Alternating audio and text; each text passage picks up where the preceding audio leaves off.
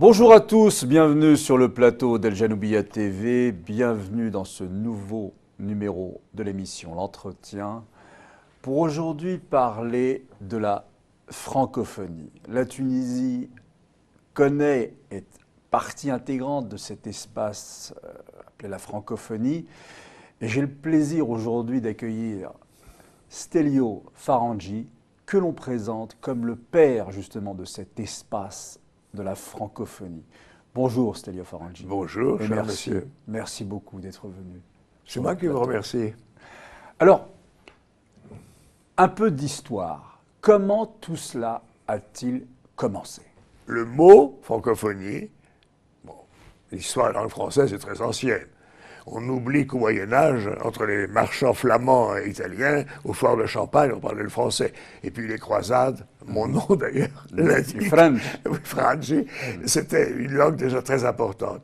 Et puis il y a eu l'explosion du début du XVIIe siècle, où à la fois la création littéraire, 1636 le Cid, 1637 le discours de la méthode de Descartes en français, 1635, la création de l'Académie française, et puis 1643, la victoire de Rocroi, autrement dit la puissance de l'État français. Et le prestige d'une langue qui a été épurée, régulée, rabotée, de manière à devenir une langue logique, pleine de nuances et en même temps de rigueur, a fait que cette langue est devenue une langue internationale. Entre le traité d'Utrecht, 1713, et de Versailles, 1919, la seule langue diplomatique internationale est le français. C'est le français, bon, absolument. Voilà. Et en 1880, le mot francophonie est sorti pour désigner l'ensemble des gens qui parlent français dans le monde. Mais le mot n'a pas du tout eu de succès. Il faut attendre les années 1960 pour que la création d'États africains indépendants choisissant le français comme langue officielle. Deuxièmement, les progrès des communications qui ont favorisé beaucoup cette francophonie dispersée dans le monde. Et le processus d'identité culturelle, d'affirmation d'identité culturelle, tout ça mélangé, notamment avec les Québécois, a fait que dans les années 60, on va fleurir un tas d'associations internationales francophones. Et puis, une première initiative politique, une création d'une agence intergouvernementale francophone, 1970. C'est avec l'élection de François Mitterrand en 81 qu'il y a eu une poussée. Lors d'une conférence de presse en 82, François Mitterrand, interrogé par une journaliste africaine, américaine, sur l'intérêt qu'il portait à la francophonie, il dit « Mais oui, ça m'intéresse beaucoup. » Et d'ailleurs, je demande à mon ami Stelio Farangi, dont j'admire la modernité, la fraîcheur et le dynamisme, de me faire des propositions. Donc, on a avec Éric Orsena, qui était conseiller culturel à l'Élysée, monté de toutes pièces un haut conseil de la francophonie. C'est la première fois que le mot francophonie entre dans les instances officielles de la République française. C'est-à-dire que le premier président à mettre cela en place, Mitterrand. C'est Mitterrand. Et deuxième particularité, organisme officiel français composé d'une majorité de non-français. D'accord. Mais j'ai tout de même une question à vous poser. Pourquoi il se repose sur vous, Stelio Farangi? Parce qu'il savait que j'étais intéressé par l'international et par la langue. J'étais spécialiste de sémantique historique, c'est-à-dire l'histoire des mots, l'histoire des notions. Bon, quand est née telle notion et quel cheminement a-t-elle connu. Donc je m'intéresse à cela. Bon, il avait de l'amitié pour moi et il voulait me confier cette responsabilité, lui qui était très intéressé, parce que en 1956, alors que j'étais jeune, j'avais été propulsé à différents concours, que je réussissais, et notamment à un concours de la journée scolaire de l'Union française. On m'avait dit, vous n'avez qu'à lire un livre d'un certain François Mitterrand aux frontières de l'Union française. Et voilà. Et j'ai dévoré ce livre en une nuit et j'ai été reçu premier. Ce qui m'a valu un voyage en Afrique. Bon. Donc, oui, c'est des hasards, comme vous disiez tout à l'heure. Bon. Donc, il s'intéresse à la francophonie, moi aussi. Et pendant donc 2 septennats de Mitterrand et 1 septennat de Chirac, qui m'a conservé. Et donc, j'étais chargé, chaque année, d'organiser une session du Haut Conseil de la francophonie sur les nouvelles technologies, sur la recherche, l'éducation, l'économie, etc., etc. Différents domaines pour savoir comment on pouvait faire des propositions pour souder davantage, pour raffermir davantage cet espace francophone à l'échelle internationale. Et tous les 2 ans, je publiais un rapport sur l'état de la francophonie dans le monde, grâce à l'étude de tous les journaux, à l'étude de différentes documentations, à l'envoi d'un questionnaire d'enquête dans le monde, etc. Mais c'est un travail harassant. Oui. Vous avez fait ça combien de temps? 80... Donc tout Mitterrand et une partie tout Mitterrand de Chirac, et une partie de Chirac. Ouais. On est sur combien là? 7 et 7, ça fait... Enfin, on est sur 20 ans. Je ne là. compte pas mes jours et mes nuits. Un jour, dans le journal Le Monde, il y avait un titre qui paraît, la 2e page du journal, « Les longues nuits de Stelio Farangi ». Tellement j'étais connu pour quelqu'un qui, travaillait constamment, quoi. Alors vous étiez passionné aussi. Passionné. Ouais. Mais j'apportais aussi du soin et de la rigueur dans mon travail. Je n'étais pas simplement passionné. Et puis, j'avais aussi des collaborateurs de talent autour de moi, et puis les membres du Haut Conseil, qui étaient des personnalités importantes, québécois, africains, libanais. Mais dites-moi, Stelio Farangi. Oui. Nous sortons de la période coloniale. Oui. Est-ce qu'il a été ou non difficile de convaincre certains pays qui venaient justement de sortir de la colonisation française d'intégrer l'espace francophone? Non. Curieusement, non. Quand Mitterrand a réuni le premier, parce que à peine le Haut Conseil était-il créé, que Senghor et moi, nous demandons à Mitterrand de reprendre l'idée d'un sommet des chefs d'État francophones. Et les gens me disent, mais non, il va y avoir les élections législatives, tout ça, les gens vont croire qu'il fait ça pour la politique intérieure. D'autres disaient, c'est pas le moment. À quoi Mitterrand répondait, mais c'est jamais le moment en histoire. Bon, il faut bien de temps en temps. Bon. Et puis surtout, les gens disaient, il ne faut pas venir. Alors, cessons de poser cette question, disait Mitterrand, une fois pour toutes, si on veut savoir s'ils veulent venir, il faut les inviter officiellement. On verra bien s'ils viennent ou pas. Et finalement, ils sont venus beaucoup plus nombreux qu'on ne le pensait. Voilà. Alors, très vite, on a su qu'on tournait le dos à toutes les histoires de colonisation. Pourquoi? Pour 2 raisons. Parce que pendant la période coloniale, le mot francophonie ne circule pas. On ne francophonisait pas. D'accord. C'était pas, on ne justifiait pas la colonisation par la francophonie. Par les objectifs militaires, oui. Objectifs économiques, oui. Tout ça, non.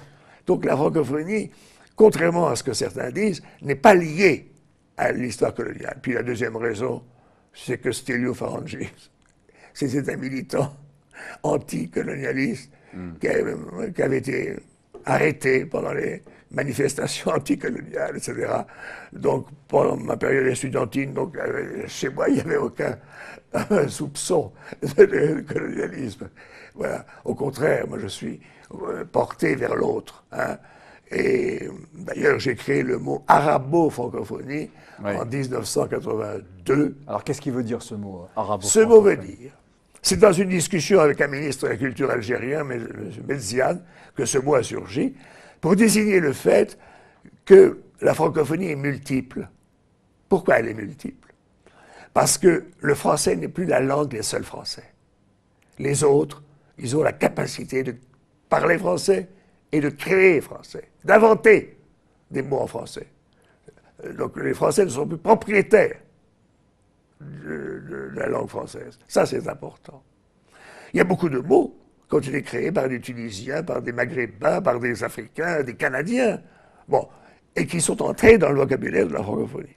Deuxièmement, cette même langue exprime des cultures différentes, des imaginaires différents, des mémoires différentes. On peut être écrivain tunisien et exprimer une histoire, une légende, une atmosphère différente de l'atmosphère hexagonale. C'est le deuxième aspect de cette alliance de l'unité et de la diversité. Et puis le troisième aspect, c'est le concubinage entre le français et l'arabe, le français et le tamazight, le français et les langues africaines. Partout, la francophonie est un assemblage de langues. J'ai créé le mot de francopolyphonie. Alors qu'est-ce que ça veut dire, ça? Ça veut dire que c'est une alliance entre l'unité et la diversité. Souvent dans le monde, l'unité est confondue avec l'uniformité. C'est le désert du Coca-Cola, du tout Coca-Cola. Souvent, la diversité est confondue avec l'enfermement identitaire. C'est le tout ayatollah. Moi, je suis contre le tout Coca-Cola et contre le tout ayatollah. Je suis ni contre le désert et contre la jungle. Je suis pour le jardin.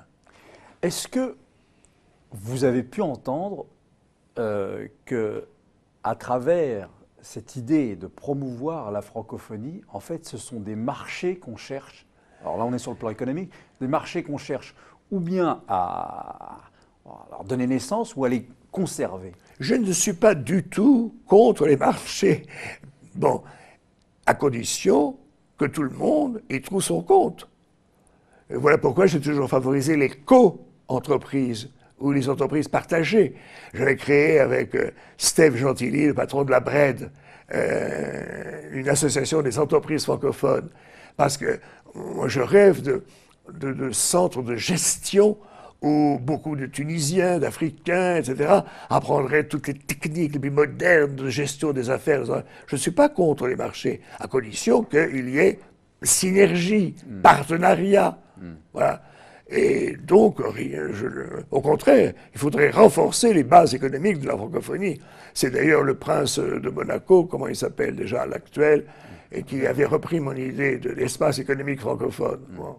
Parce que quand je me souviens de cette journaliste américaine qui demandait à Mitterrand ce qu'il comptait faire de l'espace justement francophone, la mentalité américaine étant très portée vers le marché, je me suis dit, tiens, peut-être qu'ils veulent justement voir un petit peu ce qu'ils pourraient faire eux. Est-ce que vous avez... Ma question, si vous voulez, c'est est-ce que ces anglo-saxons n'ont pas tenté, à un moment ou à un autre, de pénétrer et de détourner votre œuvre? Bien entendu. Ça, c'est tout à fait normal. Hein. Chacun cherche à pousser ses pions. Mais votre question en fait surgir beaucoup d'autres. Parce que moi, j'ai participé à une grande bataille. Et en plus, cette bataille a été gagnée. Laquelle? La bataille de l'exception culturelle. Eh oui. Nous sommes en 93. C'était donc vous. Nous sommes en 93. Toscan du Plantier, qui était responsable de l'expansion du cinéma français dans le monde, me dit « Quand Madame Clara Hills, la représentante du président américain, entre dans mon bureau, elle ne parle pas, elle hurle. Il fallait s'incliner, pointe à la ligne, et supprimer tous les avantages qu'on accorde à la création audiovisuelle, au cinéma, etc., spectacles théâtraux et autres. Ouais. Supprimer tout ça. Ouais.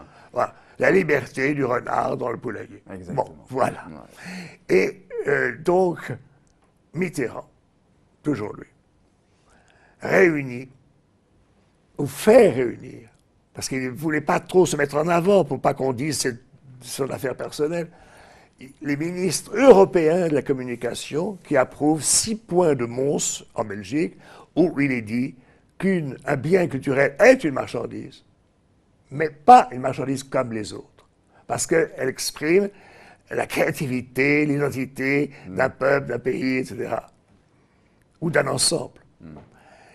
Et la même année, 93, en octobre, se réunit le sommet francophone, parce que le premier sommet a été réuni en 86. Là, nous sommes en mars 93, à Maurice. Et je suis en contact avec les délégués canadiens et qui me disent « Théo, ne t'inquiète pas, nous adopterons au sommet de Maurice, 47 pays francophones, la position française sur l'exception culturelle. » Et Boutros-Ghali, qui est un ami, secrétaire général des Nations Unies, fait le voyage et vient à Maurice et adopte la même position. D'ailleurs, c'est pour ça que comment elle s'appelait, la secrétaire d'État américain n'a pas voulu sa reconduction à la tête des Nations Unies. Hein. Bon, et moi, je vais à Londres. Et je signe, avec le secrétaire général du Commonwealth, un accord dans le même sens. Alors les gens me disent, mais Stelio, tu t'imagines, mais j'ai dit pourquoi? Les Anglais, comme les Canadiens anglophones, sont les premières victimes d'une suppression des soutiens aux industries culturelles. Comme ils ne sont pas protégés par leur langue, puisque c'est la langue commune avec les Américains, ils seront les premières victimes. Et donc voilà pourquoi. Donc j'ai, à la grande étonnement de tout le monde, j'ai signé cet accord entre le secrétaire général du Commonwealth et le secrétaire général du Haut Conseil de la francophonie que j'étais. Très judicieux. C'est-à-dire que vous êtes allé chercher d'autres anglo-saxons, d'autres anglophones, pour faire voter cette... Et en plus, j'ai dit dans tous mes rapports, la francophonie, les pays de l'anglophonie sont des paradis pour la francophonie. Parce que dans la plupart du temps, les pays anglophones choisissent le français comme première langue étrangère. Et puis n'oublions pas quand même le statut de français langue internationale. Parce que vous avez Bruxelles, Strasbourg, Genève, qui sont des villes internationales, qui sont situées en francophonie. C'est important. Et puis, grâce à Haïti, le français est non seulement langue officielle des Nations Unies avec l'arabe, le chinois, le russe et l'espagnol, mais c'est aussi une langue de travail. C'est-à-dire que tous les textes sont en français. Doivent être en anglais et en français. Et la résolution 242 sur les territoires occupés est la plus rigoureuse et la plus compréhensible, plus précise, est en français. Quel est votre avis aujourd'hui, Stelio Farangi, sur l'état des lieux, aujourd'hui en 2017? Il y a un espoir. Et il y a des dangers et des risques. Le risque, c'est que certains scientifiques abandonnent le français pour choisir l'anglais comme seule langue internationale. Au nom du marché? Non, comme facilité. D'accord. Ce qui est une erreur à l'époque de la numérisation.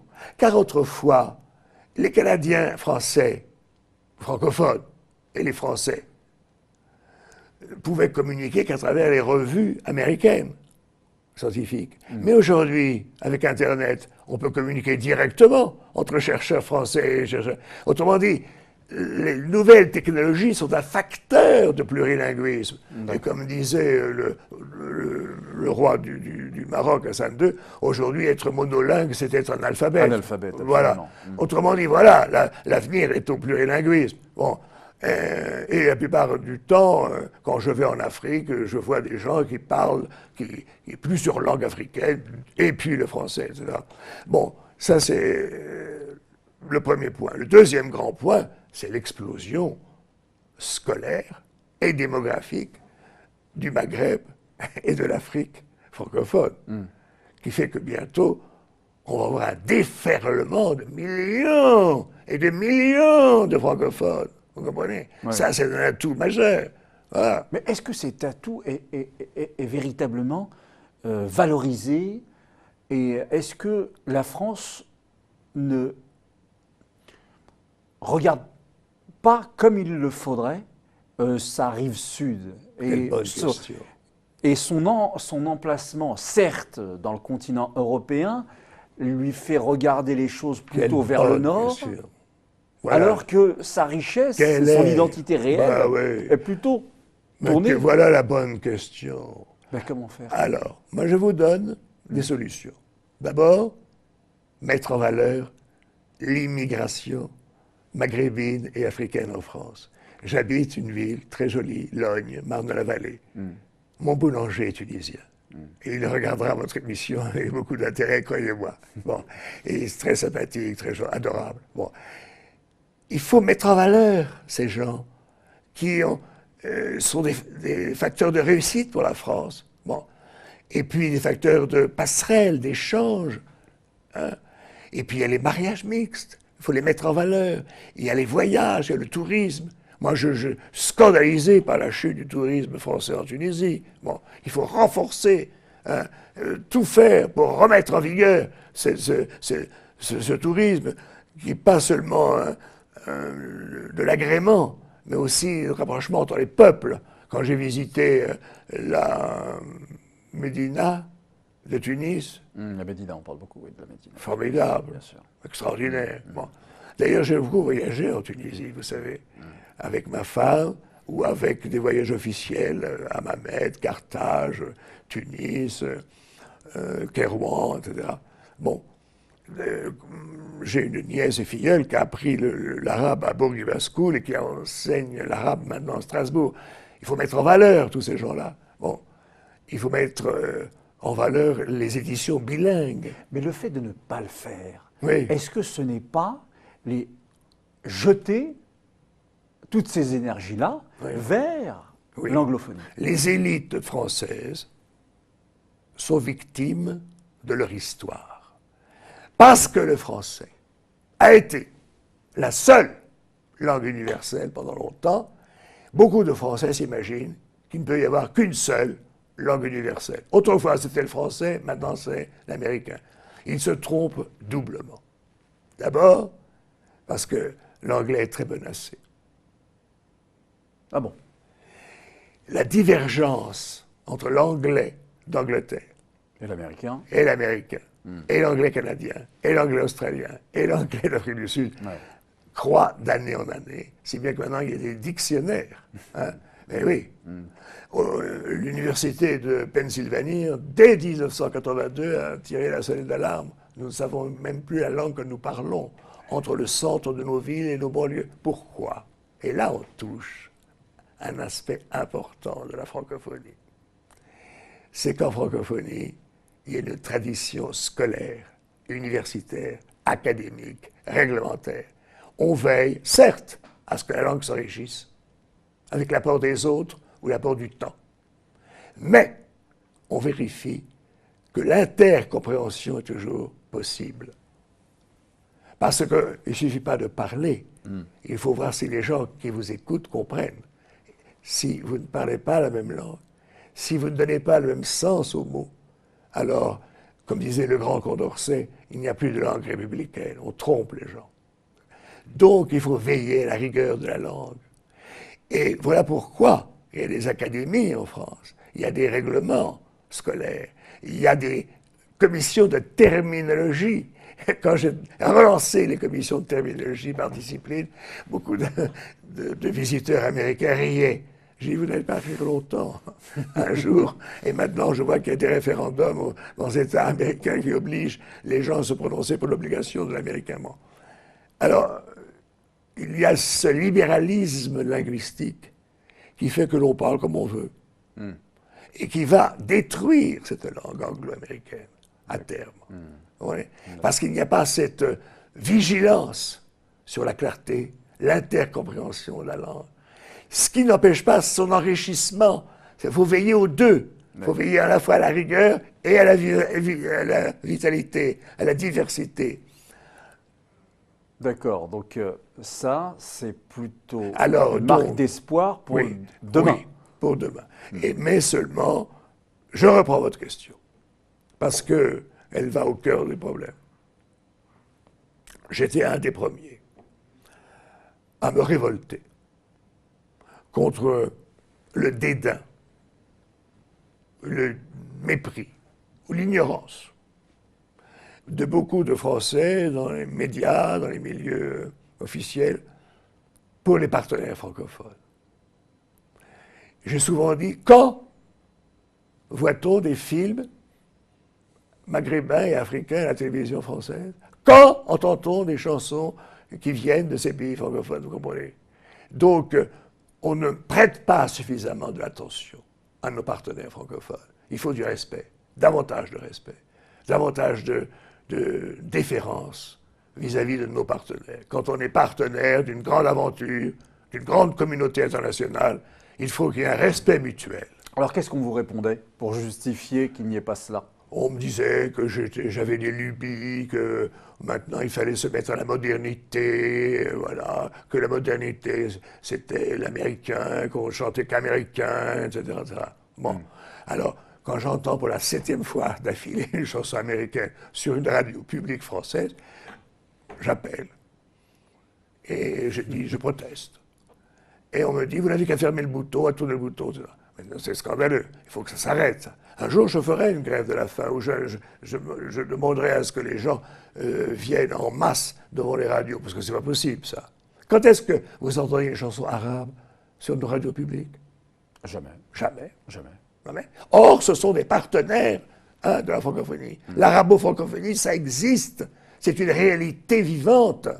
Il y a des gens qui passent de l'arabe au français, du français à l'arabe tous les jours. Ce sont des partenaires économiques, des partenaires culturels. Il y a des écrivains qui ont choisi, tunisiens, français, algériens, marocains, qui ont choisi d'écrire en français ou en arabe, ou les deux. Bon, alors il faut avoir du respect, si on veut. Un jour, il y a un député français, Patrick Bloch, qui a fait un rapport sur la modernité de la culture, et qui me citait, en disant, Stelio Frangis a dit que la francophonie, c'était l'alliance de l'universalité de tradition française avec la diversité de l'actuelle francophonie. C'est ça. C'est cette alliance particulière qui fait qu'on est à la fois... Vous savez, un jour, un ministre a voulu créer un timbre pour la francophonie. C'était un ami à moi, il m'a demandé de le rédiger, de le dessiner, tout ça. Il existe ce timbre, il a été créé en 1985, un timbre dédié à la francophonie. On voit plusieurs personnages de teintes un peu différentes, de profil. Et j'avais créé le slogan « Égaux, différents, unis ». Quand on voit aujourd'hui, je reviens là-dessus, mais j'ai l'impression, moi, que la France est davantage tournée, par exemple, vers ce qui peut se passer en Europe de l'Est, Oui. au plus grand bonheur des Allemands, Oui. finalement, hein, plutôt que vers sa rive sud, qui pourrait lui conférer tellement de positions et de richesses Évidemment. et de victoires sur ses Mais les principaux concurrents. voyages, le tourisme, les mariages... Tout est là, tous les ingrédients sont là. Tout, voilà. Puis la géographie, comme disait Machiavel et De Gaulle, tous les deux réunis, c'est la géographie qui commande, il ne faut pas l'oublier, ça, quand même. Bon, voilà. Non. Voilà, on peut comprendre que les Allemands... Non, mais il y a quand même des aspects encourageants. Par exemple, il y a une radio, comment elle s'appelle, au Maroc, à Tanger. Médien. Médien. Bon, qui allie le français et l'arabe, tout ça. Tout à Bon, fait. voilà. Ça, c'est important. Ouais. Bon, il y a quand même le progrès de la scolarité en français et en arabe ou en français et en langues africaines. Mais ça, c'est des aspects positifs. Il ne faut pas voir que les aspects négatifs. Hein. Bon, j'alertais mes étudiants d'histoire en Sorbonne en leur disant, vous ne parlez pas que des trains qui déraillent, il y a aussi des trains qui arrivent à l'heure. Bon, on a tendance à ne pas voir ce qui est positif. Hein. Bon, il y a quand même des aspects, mais on devrait aller plus loin. Notamment dans le domaine économique, avec les co-entreprises, les entreprises partagées, les entreprises, associations d'entreprises, etc. Et puis, surtout, par la diffusion des cultures des uns et des autres, des créations culturelles des uns et des autres. Ça, c'est très important. C'est Hassan II, le roi Hassan II du Maroc, qui disait « Nous vous connaissons et vous nous connaissez si peu ». Oui, c'est vrai, il avait raison en ce sens. Ceci dit, moi, un jour, j'étais invité par Frédéric Mitterrand, qui était responsable de la télévision, à participer à une émission sur le Ramadan à Antenne 2. Bon. Et comme j'étais entouré de Marocains, de Tunisiens, d'Algériens, je me suis mis dans le bain, j'ai dit, j'ai une nièce qui a appris l'arabe à Bourguiba School et qui d'ailleurs a épousé un Tunisien. J'ai la cousine de ma femme qui a épousé un Algérien. J'ai son cousin Germain, ma femme, qui a épousé un Marocain. Non, son cousin Germain qui a épousé un Marocain. Et puis j'ai moi-même une autre filleule qui a épousé un Marocain. Et Frédéric Mitterrand qui dit, et moi qui n'ai pas l'honneur de faire partie de la famille de Stelio Frangis, je vais quand même continuer l'émission. Non, mais nos liens sont très forts. Il faut les renforcer. Et je vous remercie. Vous êtes parmi ces ces points lumineux dans un ciel encore trop obscur qui peuvent donner de l'espérance. Merci beaucoup. Merci à vous, Stelio Farangi, d'être venu justement nous rappeler tout cela. Et je crois que vraiment, Mitterrand avait raison, vous êtes dynamique et plein de fraîcheur. Merci. Eh bien, merci à vous de nous avoir suivis. Voilà. Et je vous donne rendez-vous bientôt pour un nouveau numéro de l'émission L'Entretien sur El Janoubia. Au revoir.